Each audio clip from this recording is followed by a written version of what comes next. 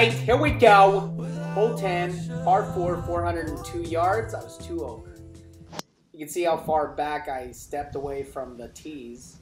I could reach the water, but I just swung like 75% and faded it, and it was a good shot right in the fairway, and that left me like 115 to the pin.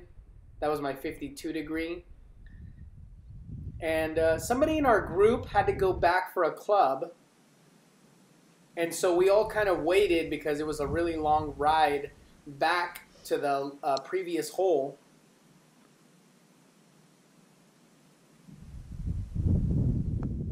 And I hit a good putt right there. I was just trying to lag it up there, get a nice easy par, brain dead par, you know. So we took a lot of time on the tee box on number 10, and then somebody in the group lost a club. They had to go and retrieve it from hole 9. So that kind of slowed us down a little bit, and we hadn't been paying attention. This is hole 11, par 3, 157 yards. I went with my 9-iron. I just avoided the water, went to the left side. It ended up fading a little bit more than I wanted, but I hit it to the low side of the pin, and then I had this 2-putt right here just for a par. And right after I teed off on this hole, Jim, the coordinator, came up and he goes, guys, you're way behind. You guys only have, I think we had like 2 hours to finish the rest of the round, and we had already taken like 2.5 hours just to finish the front 9. So now we started running. Everybody was on a mad dash to quickly get this round over, or we would get stroked. Hole 12, par 5, 583 yards. Okay?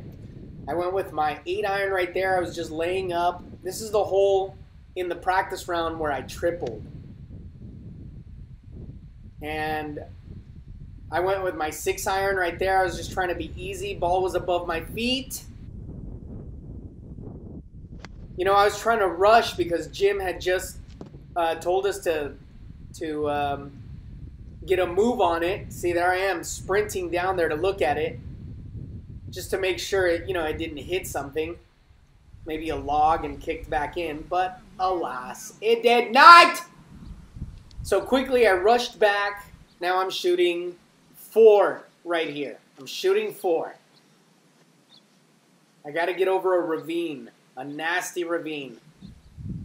And it was 185 to clear the ravine. I went with my 6-iron again. Cleared it, okay, and then put it in the fairway, and I think I had like 170 right here. And I went with my 8-iron and just hooked that like crazy. Ugh! Man, oh man, it hooked like 15 yards. Put it in that bunker, put it back on the green, and then I 2-putted, and I was seeing red, not gonna lie. I was really frustrated. That totally threw us off. I think everybody started scampering because, we had made a mistake. We weren't paying attention. There was nobody in front of us. We were the first group to tee off. So we kind of just took it easy, and we shouldn't have. You've got to finish the round in 4 hours and 10 minutes. And we were way behind. We only had like an hour and 45 minutes to finish. So here we go. I ended up tripling that hole. This is hole 13, par 4, 372 yards. I was 5 over after a triple. Yeah. Well, it should fade really nicely. And hit a really good shot. It didn't fade as much as I wanted, but this put me in a pretty good spot either way. And just panicking, not going through the motions. I didn't do my routine. My fault. I ended up hooking it again. Hooked it. And this left me this nasty putt.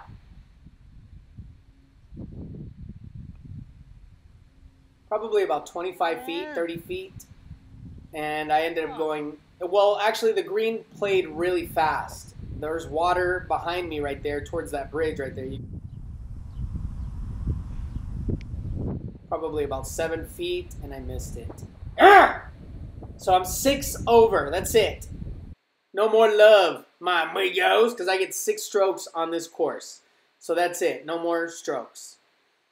All right? I've got to regain composure, figure out a way to get back to, I was playing so well. I was only 2 over, guys. Man, that's what's frustrating. That's what golf is. Just it's heart-wrenching sometimes. You know, the only solution I have is just to calm down, take deep breaths, and gain composure, and then, you know, make smart plays after that. So here we go. Hole 14, par 4, 414 yards. I'm 6 over. There's my routine right there. You can see I'm trying to force the club to stop going over my head by doing that. I'm just going to smush this one really low, probably about 85% swing right here. Blister shot. Just a beauty of a shot. If I could play that every single time, I would, because that is a beautiful shot. Okay, here we go. I had maybe like 140, I think. 142 in, and I used my pitching wedge. Didn't go through my routine. I just noticed that now that I'm editing this. And because I didn't go through the routine, the club goes over my head, and then I ended up hooking it. And I hooked it. I hit it way past it because, you know, it drew some, and then it kicked like a mule forward, and then left me that probably about 60 feet. And I used my 52-degree wedge and just did a bump and run. Nice and easy bump and run, pretty easy. I do that, you know, often for par. Oh yeah, it's a good up and down, my amigos. I regained composure, especially because in the practice round I went triple, double on those 2 holes. And, you know, I made that up right there, and I just parted. So here we go. Hole 15, 397 yards, and I went with my 6-iron. Look at that. I'm just trying to calm myself down. There's my routine right there. That's what I do. I'm trying to force the club from going over my head. I'm trying to manipulate my hands and tell them, stop that. Stop going over my head. No more baseball swing. So here we go. I have 200 yards in. I had 197 6-iron.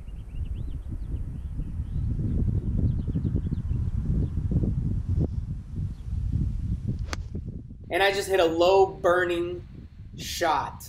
Low burner. It didn't get over maybe 20 feet.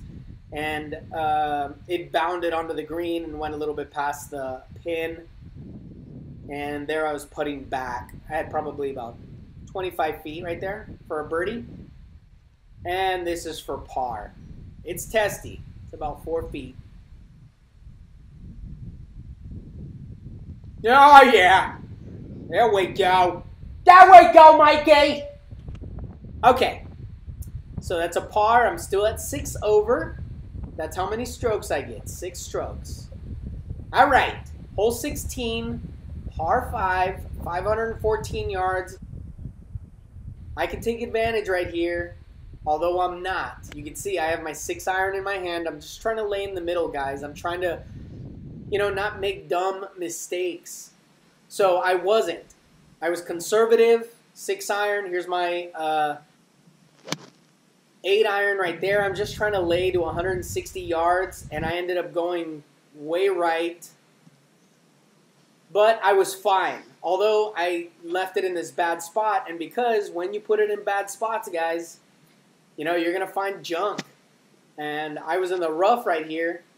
I only have about 100 yards in, but I ended up putting it in a divot. And it's actually not a divot. I think somebody's cart got stuck there and they peeled out and just left a nasty. So I clobbered that because I had to get under the ball, right? And then I ended up going way over. Way over. I hit it probably about 120 yards. Maybe 115. And then I have this right here to get back. This is a Houdini shot right here. 52 degree. Here we go. Oh, just beautiful. Some touch, kids. Some touch. So I put that, you know, it's a tap-in par, basically. I think we've caught up, right? Those are becoming my favorite shots. Around the green and tough areas. Okay, here we go. Hole 17, par 3, 134 yards. I'm 6 over. So I went nice and easy. Look at that swing. Nice and easy. I ended up putting it on the green. I was below the hole, so I was sitting in a really good spot. And I just putted up right here. And unfortunately, I didn't give it that extra 15% that was required. But this is easy. This is for par.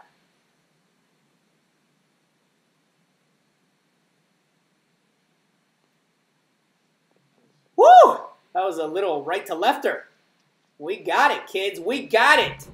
All right. I'm 6 over. Okay. Hole 18, par 4, 386 yards. Here we go. And by the way, I think we had maybe like 16 minutes to finish this hole alone. So we sped up so much that we ended up getting back into time. Okay, I hit a really good shot, and then I had maybe, I don't know, like 91 to the pin. The middle, I just aimed right for the middle of the green. It ended up hitting right in the middle, and then it bounded forward and went to the back.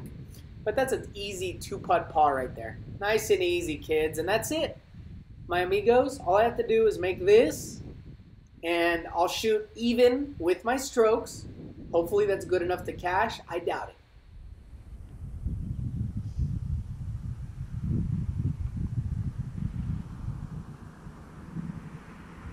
That's a par.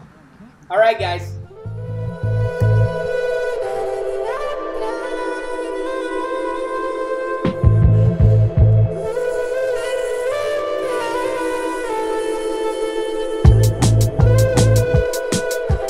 A lot of things happened there. I wouldn't have gotten any money, but check this out.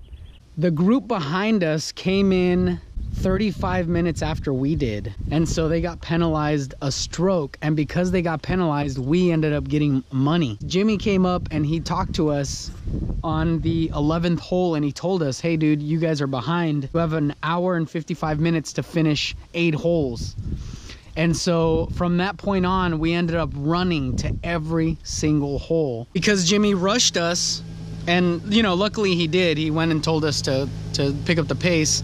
Otherwise, we would have been stroked. And had we been stroked, I wouldn't have made any money. I ended up making $120, which doesn't seem like much, but I shot well. I'm happy with the way that I played. Good things are happening, guys. It's just, you know, I'm a bonehead and I make a lot of stupid mistakes. So that's it, kids. Shot 6 over.